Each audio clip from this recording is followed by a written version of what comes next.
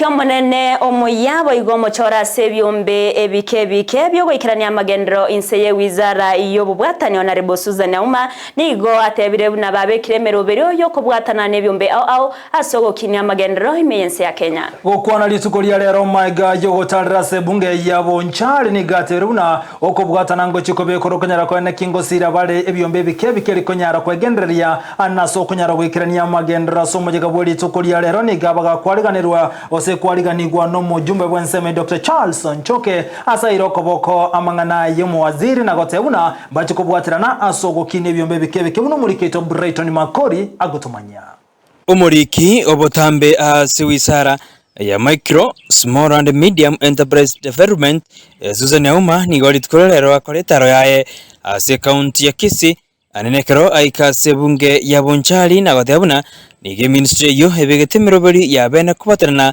nebyombe aho erigokinia amagendero asense ya Kenya. Today I'm delighted to be here at Bonchari Constituency, and we come here solely just to affirm to the people of Bonchari and to the people of Kisii that when we say we are going to grow our economy from the bottom of the economic pyramid coming up, we are very serious because there's quite a lot that we can collaborate with them.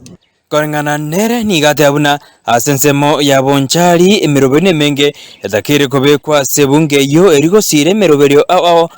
So there's quite a lot of support that we can give to the people of Bonchari.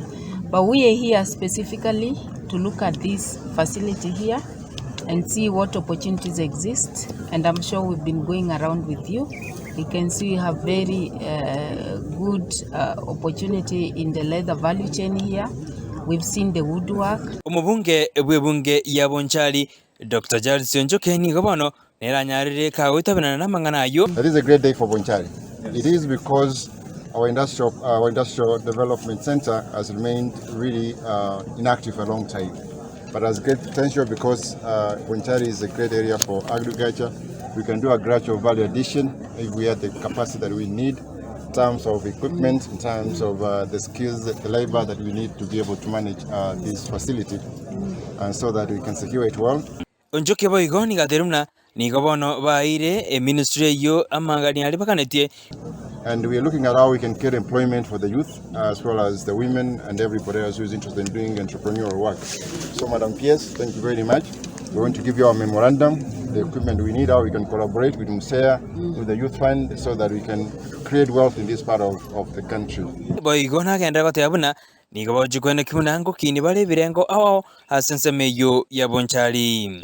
We could expand this place and make it some sort of a light industry for the county government of Kisii or for the people of Kisii. Ayangati ali atebrumna aboigomba chikogendera gosira asichinsemo au. Seeing us here, we are committed, we are going to work with them.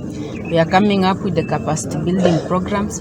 We are also developing specific financial products that can help people across the value chain. Some of the value chains which you've seen here. We have had a lot of talks around in the areas which you picked up with the county governor, with His Excellency Simbarati.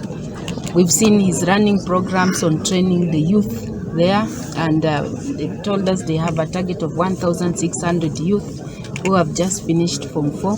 You can imagine that resource. So when we come with such kind of data, we are able to work around, put them into groups and make sure they can access the financing which is available. Omubunge eboigo na mendabuna emerobirio yo yonsi suikerana. The poverty level in Bonchari is about 43.5%, and we reckon that's pretty high. So one way of fighting that poverty is by creating this kind of facilities, and this is an opportune moment for us to start the journey of alleviating poverty and creating wealth for this community. Golibotirigedoseni Candice TV kurwa sebunge ya Bonchari eridariane Brighton Makori.